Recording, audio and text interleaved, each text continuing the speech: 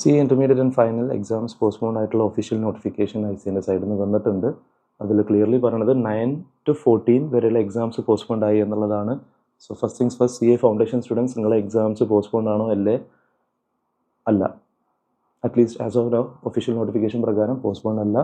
നിങ്ങൾ 15th തന്നെ exam start ആവും എന്നുള്ള രീതിയിൽ നിങ്ങൾ സ്റ്റഡീസ് മുന്നോട്ട് പോവുക. വേറെ ഒരുപാട് സ്പെക്കുലേഷൻസും ന്യൂസിൻ്റെ പിന്നാലെ ഇപ്പോൾ ടൈം വേസ്റ്റ് ചെയ്തുകൊണ്ട് നിങ്ങൾ പ്രഷ്യസ് പഠിക്കാനുള്ള ഈ ടൈം വേസ്റ്റ് ചെയ്യാൻ നിൽക്കില്ലേ.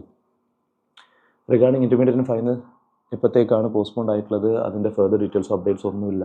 ഫസ്റ്റ് തിങ് ഐ നോ, നമ്മൾ ഒരു സാധനം വിചാരിച്ച മാതിരി നടന്നിട്ടില്ല എന്നുണ്ടെങ്കിൽ യെസ്, അതിൽ കുറച്ചൊക്കെ മേ ബി നമ്മളൊക്കെ ഒരുപാട് പ്ലാൻ ചെയ്തിട്ടുണ്ടാകും എക്സാംസ് കഴിഞ്ഞിട്ട് എന്ത് ചെയ്യാമെന്നുള്ള, അല്ലെങ്കിൽ ആ ഒരു ബേർഡൻ തലേന്ന് ഇറക്കി വെച്ചിട്ട് ഒന്ന് പെട്ടെന്ന് ഫ്രീ ആവുക എന്നുള്ള കാൽക്കുലേഷനൊക്കെ ഇരുന്നിട്ടുണ്ടാവും. ബട്ട് വാട്ട് എവർ അഡ്വേഴ്സിറ്റീസ് നമ്മുടെ ഫേവറിൽ അതെങ്ങനെ യൂട്ടിലൈസ് ചെയ്യാൻ പറ്റും നോക്കുക.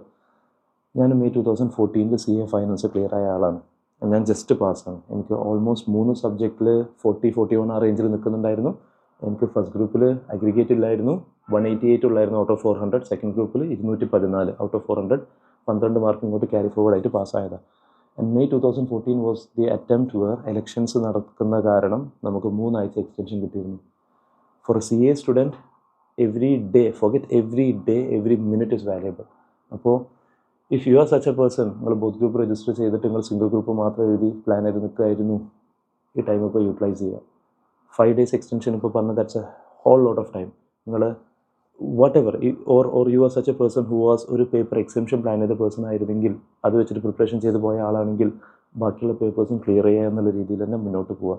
കാരണം CA എക്സാംസ് ആണ്, അൺപ്രഡിക്റ്റബിൾ ആണ്. നമ്മൾ ചിലപ്പോൾ ഭയങ്കര സ്ട്രോങ് ആയിട്ടുള്ള പേപ്പർ ചിലപ്പോൾ അവർ നല്ല ടെക്നിക്കൽ ആക്കിയേക്കാം. നമ്മൾ ചിലപ്പോൾ വീക്ക് ആയിട്ടുള്ള പേപ്പേഴ്സൊക്കെ ചിലപ്പോൾ ആ അറ്റംപ്റ്റ് ഭയങ്കര സിമ്പിൾ ക്വസ്റ്റ്യൻ പേപ്പർ വന്നിട്ടുണ്ടാവും. സോ ടൈം മാക്സിമം യൂട്ടിലൈസ് ചെയ്യുക. ഈ റിമൈനിങ് ഡേയ്സ് സ്റ്റഡീസിൽ നിങ്ങളെ ഫുൾ എഫേർട്ട് ഇട്ടിട്ട് ഈ ഓപ്പർച്യൂണിറ്റി നിങ്ങൾ ഗ്രാബ് ചെയ്യുക.